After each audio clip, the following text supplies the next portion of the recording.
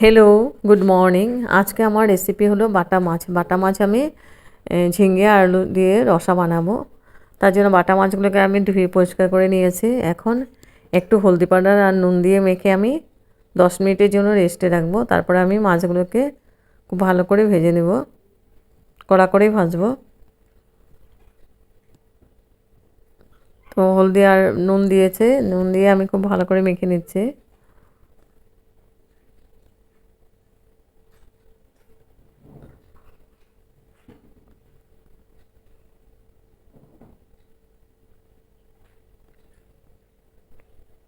এখন আমি পেন বসিয়ে দিয়েছি। পেনের মধ্যে দিয়েছি আমি সর্ষের তেল। তেলটা গরম হয়ে গেছে, এখন আমি একটু নুন দিয়ে দিলাম তেলের মধ্যে, তাহলে মাছটা ছিটকাবে না। দেওয়ার পরে সঙ্গে সঙ্গে তেল ছিটে, ওই নুনটা দিলে তেল ছিটবে না। এখন আমি মাছটাকে ভেজে নিচ্ছি।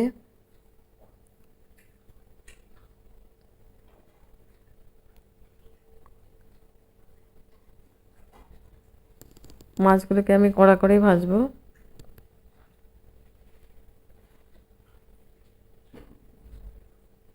মাছগুলো ভাজা হয়ে গেছে, এবার আমি এপুট উপুট করে আমি লাল করে ভেজে নিয়েছি, উঠিয়ে নিলাম। আর বাকি মাছগুলোও ভেজে নিব।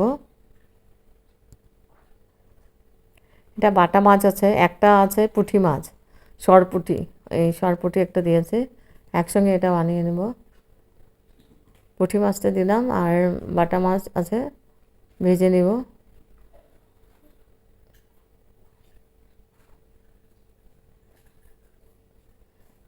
মাছ ভাজা হয়ে গেছে। এখানে নিয়েছে ঝিঙ্গা, আলু, টমেটো, কাঁচা লঙ্কা আর পেঁয়াজ। এগুলো কেটে নিব, ভালো করে ধুয়ে নিয়েছি। কেটে আবার আরেকবার ধুয়ে নেব পরিষ্কার করে। ঝিঙ্গাটা কাটা হয়ে গেছে, ঝিঙ্গা কেটে নিয়েছি, কাঁচা লঙ্কাটা চিড়ে দিয়েছি, আলুটাও কেটে নিয়েছি, পেঁয়াজ কুচি আর টমেটো কুচি। একদম পাতলা রসা বানাবো, হেভি টেস্টি লাগে খেতে। এখানে নিয়েছি কাশ্মীরি চিলি পাউডার, জিরে পাউডার, ধনে পাউডার, হলদি পাউডার, আর নিয়েছি ধনে পাতা কুচি, নুন। ফোড়নের জন্য নিয়েছি আমি সাদা জিরে, কালো জিরে। এখন আমি পেনটা বসিয়ে দিয়েছি। পেনের মধ্যে তেল দিয়েছি, সর্ষে তেল। তেল গরম হয়ে গেছে, আমি ফোড়ন দিয়ে দিব সাদা জিরে আর কালো জিরে, দুইটাই একসঙ্গে মিক্স করে আমি দিয়েছি। ফোড়নটাকে আমি খুব ভালো করে ভেজে নিব।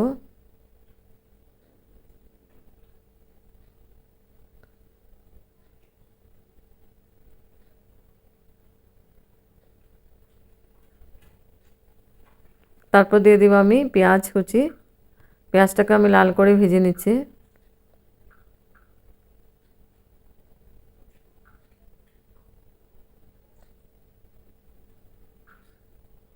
একদম ইজি প্রসেসে বানাবো আর একদম তেল মশলা কম দিয়ে বানাচ্ছি।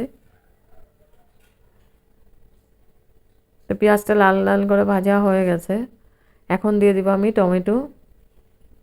একটা টমেটো আমি কুচি করে দিয়েছি। টমেটোটা দিয়ে আমি তেলের সঙ্গে ভালো করে নাড়াচাড়া করে দিব। আর একটা বাটি নিয়েছি, বাটির মধ্যে আমি জল দিয়েছি, ওখানে আমি মশলাগুলো গুলে নেব। দিয়েছি হলদি পাউডার, জিরে পাউডার, ধনে পাউডার,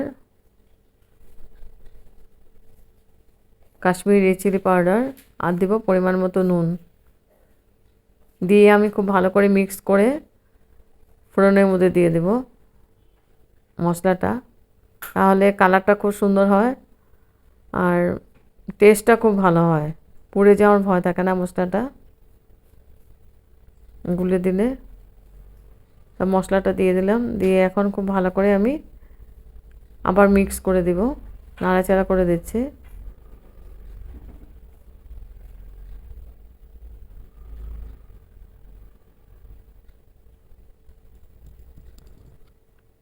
এখন আমি দিয়ে দিব আলুগুলো। মশলাটা কষানো হয়ে গেছে, আলুটা দিয়ে দিলাম। আলুটা দিয়ে এখন মশলার সাথে খুব ভালো করে কষে নিব, কারণ আলুটা আগে দিয়েছি, ঝিঙ্গাটা তাড়াতাড়ি সেদ্ধ হয়ে যায়, আলুটা একটু দেরি হয়, এই জন্য আলুটাকে আগে দিয়েছে। দিয়ে আমি মশলার সাথে মিক্স করে ঢেকে দিলাম 5 মিনিটের জন্য। এবার 5 মিনিট পরে এসে আবার নাড়াচাড়া করে দিচ্ছি। আলুটা প্রায় 70%-এর মতো সেদ্ধ হয়ে গেছে। এখন আমি দিয়ে দেব ঝিঙ্গাগুলো,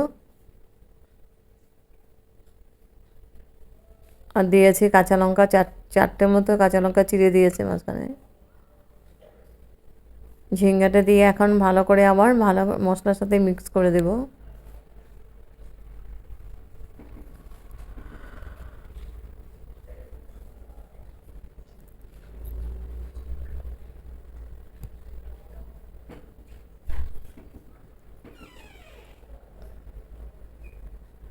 তারপর আমি ঢেকে দেব, আবার 5 মিনিটের জন্য আমি ঢেকে দেব।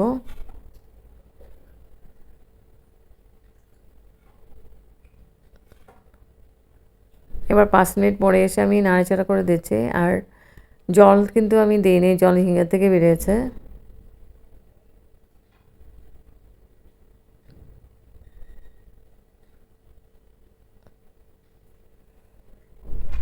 ভালো করে নাড়াচাড়া করে আমি গ্রেভির জন্য জল দিয়ে দেবো। জলটা আমি গরম করে নিব, যেহেতু রসা বানাবো জলটা একটু বেশি দেব। জলটা দিয়ে আবার ভালো করে নাড়াচাড়া করে দেব।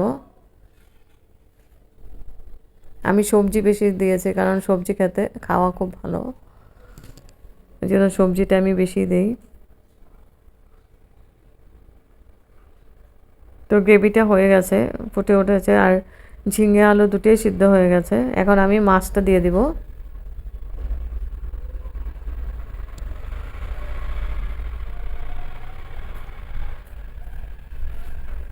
হেভি টেস্টি একটা টেস্টি মাছ।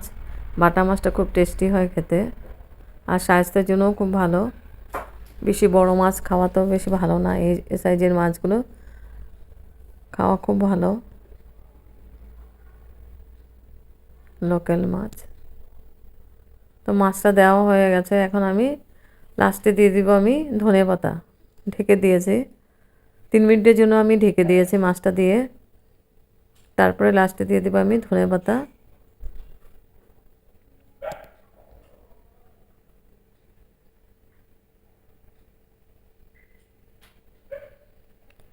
ধনেপাতাটা দিয়ে আমি গ্যাস অফ করে দিব।